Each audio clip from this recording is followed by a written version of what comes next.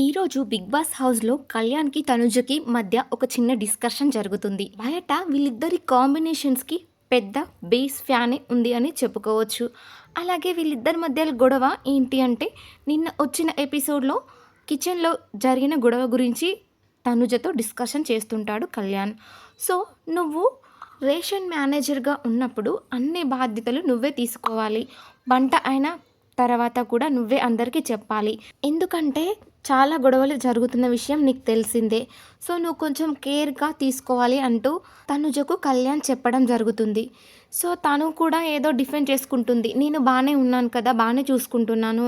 ఇప్పుడు ఏమైంది, నువ్వు మాత్రమే కంప్లైంట్ ఇస్తున్నావు, నా దగ్గర దాకా ఎవరూ రాలేదు, నువ్వే కంప్లైంట్ ఇచ్చినట్టు నాకు తెలిసింది అంటూ తనుజ అంటుంది.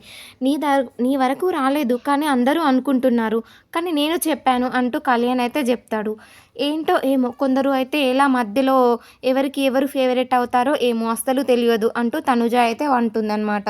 నేనేం మాట్లాడుతున్నాను, నువ్వేం మాట్లాడుతున్నావు అన్నట్టుగా కళ్యాణ్ అయితే అంటాడు. కాదురా, ఇప్పుడు రేషన్ మేనేజర్గా ఉన్నప్పుడు ఎంత బాగుండాలి, ఫుడ్ ఎలా సపరేట్ చేయాలి, ఎవరికి ఎంత ఇవ్వాలి అనేది నీకు ఉండాలి కదా.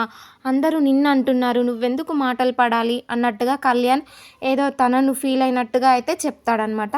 సో తనుజ ఓకే ఓకే అంటూ లీవ్ ఇట్ అంటూ అయితే చెప్తుంది.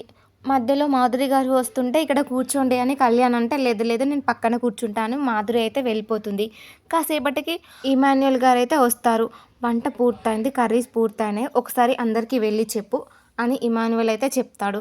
అన్న నేను కూడా అదే చెప్తున్నాను కదా తనకి, నిన్న నేనేమైనా అన్నానా అంటూ ఇమాన్యుయల్తో అయితే కళ్యాణ్ మాట్లాడడం జరుగుతుందనమాట. సో వీళ్ళిద్దరి మధ్య ఈ డిస్కషన్ అయితే అవుతుంది. ఈ డిస్కషన్ చూసినాక తనుజని అందరూ ఇలా అనుకుంటున్నారు కదా అని తను ఇక్కడ ఫీల్ అయి ఉన్నాడు అని అనిపిస్తుంది.